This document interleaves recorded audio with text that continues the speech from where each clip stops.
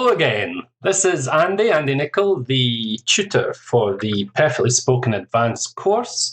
That's level C1 in the Common European Framework, or for IELTS between 7 and 8. And in this lesson, we will be reviewing the content of lessons 26 to 29. And we'll be looking at the following content. The grammar we covered in 26 and 28, which is on the use of articles, or an, the indefinite article, the definite article, and the zero article when we don't use an article. We'll be looking at nouns, both countable and uncountable, that we looked at in lesson 28. We'll also be looking at the vocabulary again, collocations with give and make, two very versatile verbs, what we call delexicalized verbs. They form lots of expressions and are often confused. And then we'll be looking at the adjective and noun collocations from the last lesson, lesson 29. So, first of all, articles then. And here's a little text. I'm going to disappear for a moment so that you can have a look at it and decide where to put articles and which articles to use. Okay, so bye-bye for a moment for now. So last year I went to, is there an article with Prague? And the answer is no. Prague is a city. Cities, we don't usually use an article. However, we say the capital. It's unique. Every country usually only has one. I think the Netherlands has two, The Hague and Amsterdam. But anyway, I went to Prague, the capital of. Now, Czech Republic. Countries normally don't have articles, but how about in this case? Do we use an article or not? And the answer is yes, we do, because it's one of the exceptions, and we mention the political organization of the country, republic, in this case, republic, so we do use an article. We use article United Kingdom, the Kingdom of Saudi Arabia, the People's Republic of China, the United States of America, and so on. Okay. But usually no article. China, Spain, France, Germany, etc. I flew from, again, Barcelona has no article, Barcelona Airport, and when I arrived I caught a bus to, now Charles Bridge, do we use an article? No, we don't. Charles Bridge, the Tower Bridge in London, London Bridge, etc. One of the most famous is of course a superlative, so we need an article here. The most famous, the biggest, the longest, the fastest, etc. We need an article with superlatives. Okay, landmarks. How about landmarks? Do we have an article here? Well, no, we don't, because it's a plural countable noun. So landmarks, no article. What about city here? Well, we're referring to Prague, specific city. We've mentioned it before, so the city is correct. Okay, hotel. Well, we're talking about the hotel where we stayed, so yes, there is an article. Specific hotel, the hotel was near, well, each city has only one centre, so it's the centre of, again, the city.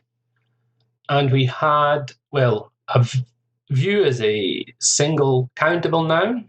You can have views, so singular noun, a fantastic view. Now, the river, I'm not sure how to pronounce actually, Vltava, I suppose. River. What about rivers? Do we use an article with rivers? Pause the recording if you need to think, of course. And the answer is yes, we do. The Vltava River, the Seine, the River Nile, the Thames in London, etc. However, I was not too keen on the Czech cuisine. Okay, cuisine normally has no article, but we're talking about a specific cuisine, the cuisine of the Czech Republic. So it's the Czech cuisine, which consisted mainly of. Now, dumplings, again, is a plural countable noun. Do we use an article? Well, no, we don't. The highlight of the trip for me was, and now I'm going to disappear so you can see, stunning astronomical clock. Well, we're talking about a specific astronomical clock in Prague. It's the stunning astronomical clock in, again, Old Town Square is unique. The Old Town Square, which dates back to centuries. We use articles, the definite article, the 15th century, the 20th century, etc. And depicts the sun and the moon. Again, there's only one sun. The moon refers to our moon. We say the moon when we refer to our moon, the moon that orbits the Earth, although we can say a moon if we're referring to any other moon, either in our solar system or beyond, but the moon is our moon, as well as a figure of death. Okay, so that's a little revision of the articles. So we use articles, we don't use articles with capitals, with cities, sorry. We do use articles with superlatives. We don't use articles with countries usually, unless it's one of the exceptions, or we mentioned the political organization, republic, kingdom, and so on. Okay, let's move on to the next item, which was nouns which are both countable and uncountable.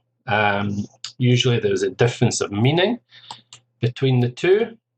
So have a look at these sentences and choose the correct option. What would you like for breakfast? I'll have, is it a toast or toast? First of all, pause the recording if you need time to think. Well, a toast is when you raise a glass to congratulate somebody or whatever at a wedding, a toast to the bride and groom, and so on. So no, the answer is toast. Uncountable in English. It can be countable in other languages, but in English it's uncountable. And a jam or jam, and the answer is jam. A jam is, for example, a traffic jam, or where there's a jam in the paper, in your printer, and so on. But the stuff you spread on your toast or bread is jam, uncountable. Okay, number 2. I'm looking for an accommodation or accommodation in the centre of town. Pause the recording if you need time to think here. And the answer is accommodation. An accommodation is a kind of an agreement between opposing parties. Accommodation, uncountable, is a place to stay or to live. Number 3, it has been a pleasure doing a business or business with you. Pause the recording again if you need time to think. And the answer is doing business with you. Business here is the activity of buying and selling, etc. Our business is a particular company or enterprise. So no, business here. Number 4, I bought a new iron or new iron yesterday as the old one is, that should say, broken. So is it a new iron or new iron? Again, pause the recording if you need time to think. And the answer is a new iron. A new iron is the appliance for flattening your clothes. Iron, the uncountable noun, is the metal or the mineral which we have, for example, in our blood and so on. And then number 5, I'll disappear again so you can see this. Would you stop running around like, is it a headless chicken or headless chicken? Well, here we're referring to the animal, so it is, of course, a headless chicken. Headless chicken is someone who just runs around not knowing what they're doing, etc., like the animal in the farmyard. Okay, some more examples for you. The USA is one of the biggest consumers of coffee or a coffee in the world. Well, here we're talking about the drink or the substance, not an individual cup. So the answer is coffee. Number 7, success or a success seems to come naturally to him. Well, again, here success, we're talking about success in general, not a specific success. So it's success, not a success. Number 8, can you help me? I seem to have a hair in my eye or hair in my eye. Well, normally it's an individual hair. So in this case, it would be a hair in my eye, not a big clump of hair in your eye, okay? Number 9, stop making so much a noise or noise, I can't concentrate. Of course, the word much is used with uncountable nouns anyway, so that's a clue. And the answer is noise. A noise is a specific individual noise. For example, a noise like an owl, toot toot, or something like that. Okay, that's a noise. But noise is just loud, unpleasant sound. Next one. Okay, I'm going to disappear again so you can see this. Science fiction writers often have a vision or vision of a dystopian future. This means a future where which is far from perfect. There's all kinds of problems. Society has broken down, etc. So, is it a vision or vision? Well, vision, the uncountable noun, is the ability to see, whereas a vision is like a prediction or a view of the future. So it's a vision in this case, a vision. Okay. So that's it on nouns both countable and uncountable.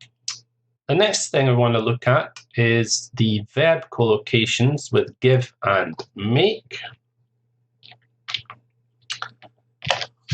So here we go. And this time, correct the mistakes where there is one. Some of these are correct, some are incorrect. So the first one, it will make a big difference to him just knowing that you care. So is it make a difference correct or incorrect? And the answer is correct. You make a difference. Number 2, smiling always gives a good impression. So let's say should be two customers, not on customers. Smiling always gives a good impression to customers. Is that correct or incorrect? The answer is no. It should be makes a good impression on customers. Sorry, on's okay with makes, okay? Something makes an impression on other people. So it's makes here. Number 3, if you give him a chance, I'm sure he'll show you he's really responsible. So do give somebody a chance, is that correct? And the answer is yes, it is. You give somebody a chance. Number 4, I'm still waiting for them to make an apology for the mess they made of my dining room. Obviously, you hired some people to come and do work in your house, perhaps to decorate, perhaps to fix something, and they left a disaster. So I'm still waiting for them to make an apology for the mess. Is this correct or incorrect? Indeed, it is correct. You make an apology. It means to say sorry. And then number 5, can I give a small suggestion? Ask your mum next time before you borrow her car.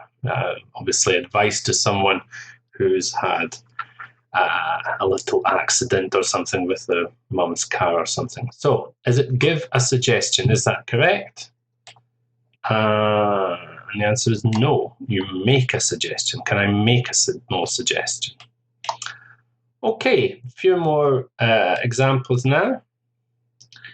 Every time he gives a performance, he puts his life and soul into it. Puts everything he's got into his performance. And is this correct? Yes, it is. You give a performance. If you're not completely satisfied with our product, we will make you a full refund within 90 days. Refund, incidentally, is another one of these nouns which has a verb which is the same, but there's a stress difference. So refund is the noun and refund is the verb. Okay, so do you make a refund? No, it's give a refund. Number 8, we're waiting for him to give us some instructions on what we should do next. Maybe your colleague or your boss or whatever. Is give instructions correct collocation? Yes, it is. I'm afraid. Here, I'm afraid means I'm sorry. Afraid obviously means that you're scared of something, but I'm afraid can also mean you're sorry. I'm afraid your essay is not to standard. It's not good enough. It's not what we expect. You'll have to give more of an effort next time. So is give an effort the correct collocation? And the answer is no. It's make an effort. Make an effort. And lastly, I'm over in London outside, make time to see you is correct. You make time to see somebody. Okay, so let's move on to the final section, which is what we covered in the last lesson, lesson 29, which is on adjective and noun collocations. These are words that go together, similar to what we did in the last exercise. Adjective and noun collocations, you have to decide which of these is not, going backwards. Which of these is not possible? Not possible. So, in the market, you go, an attractive array of rugs for sale. Rugs are like small carpets. So in the market, you can find a range of rugs for sale, wide, extensive, and long. One of these is not possible. Pause the recording if you need time to think which one is not possible. And the answer is long. Bye-bye long. Okay. So our professor, again that should have double S, has something knowledge about his subject. There he is. So one of these is not possible. We've got vast, extensive, enormous. As I say, professor has 2 S's. That's a little typing error here. So can we say vast knowledge? Well, yes, we can. It means he knows a huge amount about his subject. Extensive means he knows a lot. And enormous is not possible. Enormous knowledge, no. Okay, here's the next one. You need a something degree of concentration to remember all the details. Okay, so the guy's thinking very hard, trying to concentrate. We've got high, can we say high degree, wide degree, and considerable degree? One of these is not possible. And the answer is wide. We need a high degree of concentration. Considerable degree of concentration are both fine. Okay, there are a something number of artworks on display in the exhibition. There we go. gigantic, large, and high. Can we say gigantic number? Can we say large number? Can we say high number? Well, gigantic is not possible. You will save a something amount of energy by switching to our system. So you've received a letter through your door offering you an energy supplier offering you a deal to save you money and save you energy. So you will save a something amount of energy by switching to a system. Substantial, high, huge. Well, the one that's not possible in the context is high, a high amount of energy. No. Substantial, you will save a substantial amount of energy or a huge amount of energy. Here's another one. We've got a teacher there who's obviously well regarded. She says her teaching methods have had or an something impact on the children. Extreme, profound, huge. Well, the one that's not possible is extreme. Extreme impact, we don't say. Another one. The government are introducing measures to combat the something increase in gambling. Gambling meaning going to a casino or whatever. In recent years, significant, great, substantial. One of these is not typical or not possible. And the answer is great. We have significant increase, substantial increase are both possible. Okay, so that's it for this review lesson. In the next lesson, lesson 31, we'll be looking at verb patterns, advanced features of verb patterns, with me again, Andy Nicol. We'll look at transitive and intransitive verbs. This is verbs that take objects, transitive and intransitive verbs which don't. Verb plus object plus either infinitive or gerund. Okay, so that's all for today's lesson. Thank you very much for tuning in to the broadcast, and I look forward to talking to you again very soon. Bye-bye for now.